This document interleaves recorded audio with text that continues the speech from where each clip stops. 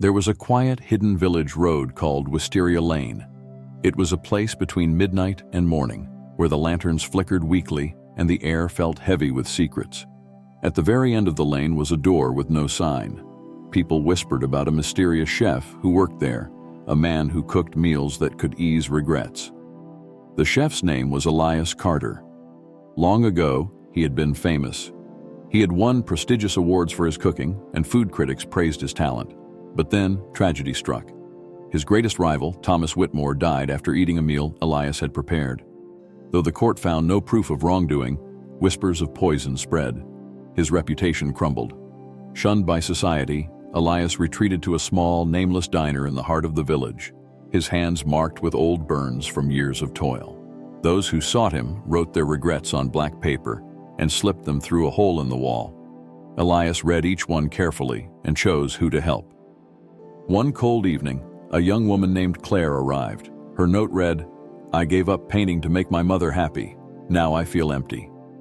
Elias prepared her a delicate soufflé so light it collapsed at the touch of her spoon. "It's broken," she said. "No," Elias replied, "some things are beautiful because they don't last." Along with the dessert, he handed her a note. "Paint with your other hand. Let mistakes become part of the art." Next came William, a soldier weighed down by guilt. He had survived a battle while his closest friends had not. Elias handed him spices and made him cook until his hands ached. The meal he prepared was rich and overwhelming, a reflection of his sorrow. But as he ate, memories of his friends, laughing, teasing, and full of life, came back to him. "Don't let grief consume you," Elias told him. "Live in a way that honors them." The note Elias gave him read, "Plant a tree and name its branches after those you lost." Then came Margaret, the daughter of Thomas Whitmore.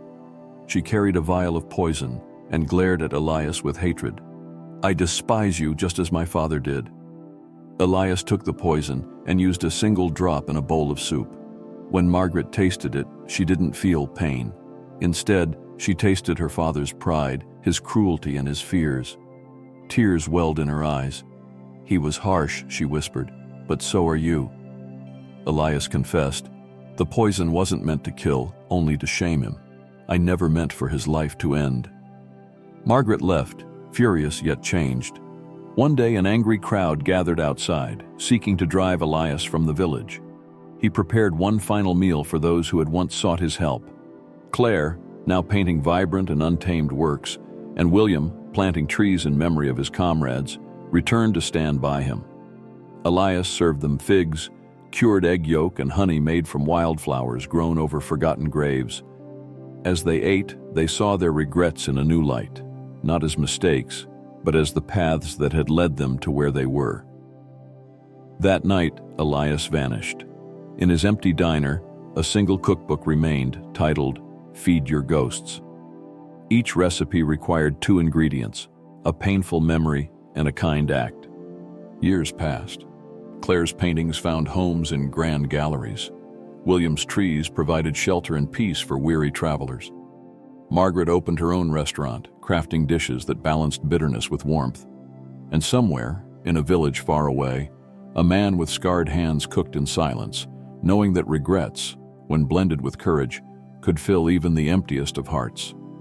The moral of the story is, regret can imprison the soul, but when mixed with courage and kindness, it can become a path to redemption and growth.